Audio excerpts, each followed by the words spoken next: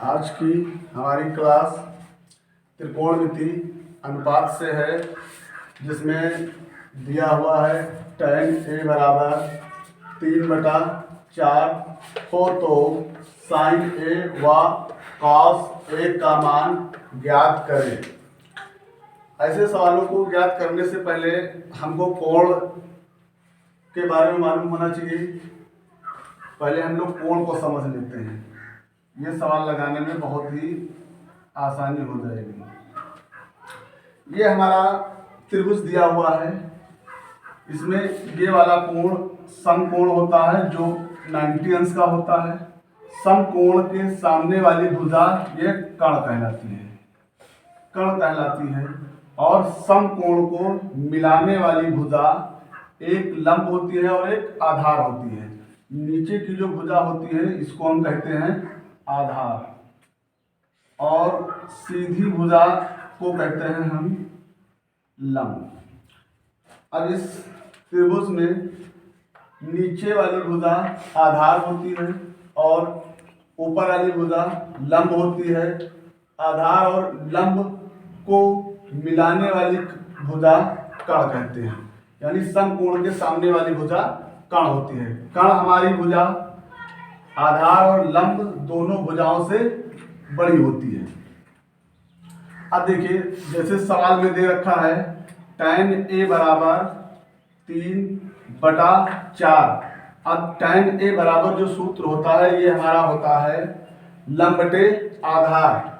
तो हमारा लंब दे रखा और आधार दे रखा है, तो हमारा लंब दे रखा है 3 और आधार दे रखा है 4। अब हमको ज्ञात करना है कर्ण। अब कर्ण कैसे निकालते हैं? इसमें एक सूत्र होता है पाइथागोरस प्रमेय। पाइथागोरस प्रमेय की सहायता से हम कर्ण को आसानी से ज्ञात कर लेंगे। जैसे कि पाइथागोरस प्रमेय, पाइथागोरस प्रमेय से अब देखिए इसका जो सूत्र होता है हमारा कर्ण का स्क्वायर बराबर लंब का स्क्वायर प्लस आधार का स्क्वायर। ये हमारा फार्मूला होता है। इसी फार्मूले की सहायता से हम इसको कर्ण को आसानी से निकाल सकते हैं। अब इसमें क्या होता है, दो भुजाओं के मान दिए होते हैं, तीसरी भुजा निकालनी होती है। जिस भुजा का निकालना होता है उसको हम एक साइड में रखते हैं, बाकी दो भुजाओं को एक साइड में रखते हैं। जैसे कि इसमें दे रखा है लंब और आधार, कर्ण हमको निकालना है, तो ये हो जाएगा कर्ण का स्क्वायर, लंब आपको दे रखा है 3 का स्क्वायर और आधार हमारा है 4 का स्क्वायर हो गया। अब ये हो जाएगा कर्ण का स्क्वायर। अब 3 का वर्ग जो होता है ये होता है 9 और 4 का वर्ग होता है 16 और 9 को हम जोड़ लेंगे तो ये हमारा हो जाएगा 25। अब 25 का वर्गमूल, अब इधर से स्क्वायर हटाते हैं, ये हमारा 25 रूट में हो जाता है। अब 25 का रूट से बाहर जो निकलता है वो निकलता है 5। 25 का वर्गमूल 5 होता है और कर्ण हमारा आ गया 5। अब हमारा कोई भी मान निकालना हो आसानी से हम ज्ञात कर सकते हैं। अब जैसे देखिए, अब किसी भी चीज का मान निकालना, उसके कुछ फार्मूले हमारे पास होते हैं, उसको हम समझ लेते हैं, बहुत आसानी होगी, मान निकल जाएगा आराम। अब इसका फार्मूला जो होता है ये होता है साइन ए बराबर होता है लंब बटे कर्ण, और कॉस ए बराबर होता है आधार बटे कर्ण। tan ए बराबर होता है लंब बटे आधार। अब देखिए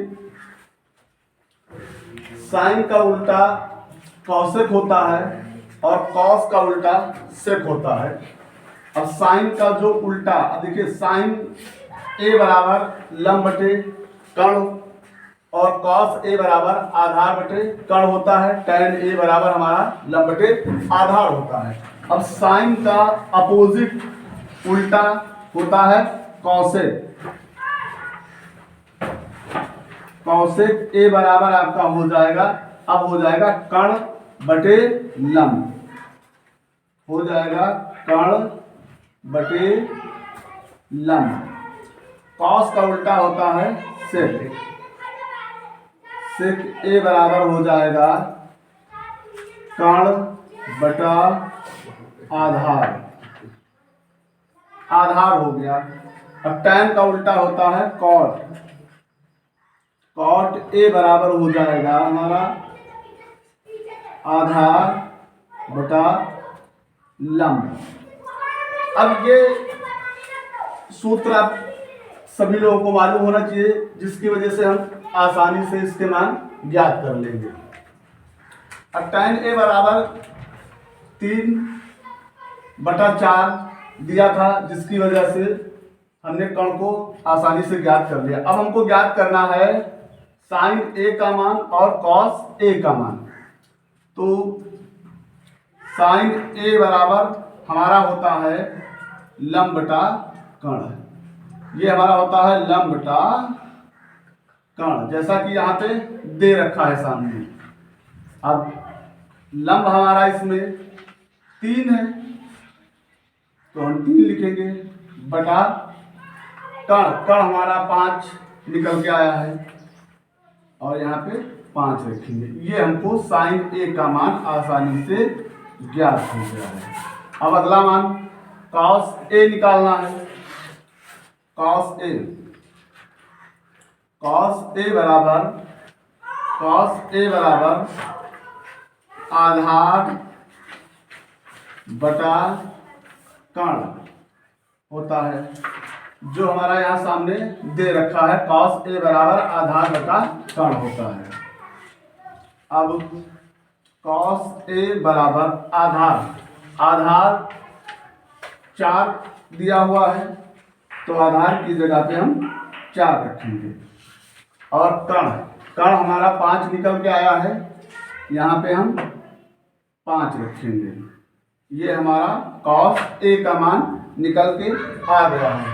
अब इसी तरीके से कॉसेक ए साइन का निकला हुआ है, इसी का उल्टा कॉसेक ए होता है।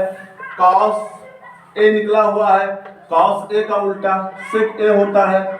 और tan ए का मान हमको दे रखा है, tan ए का उल्टा कॉट ए होता है।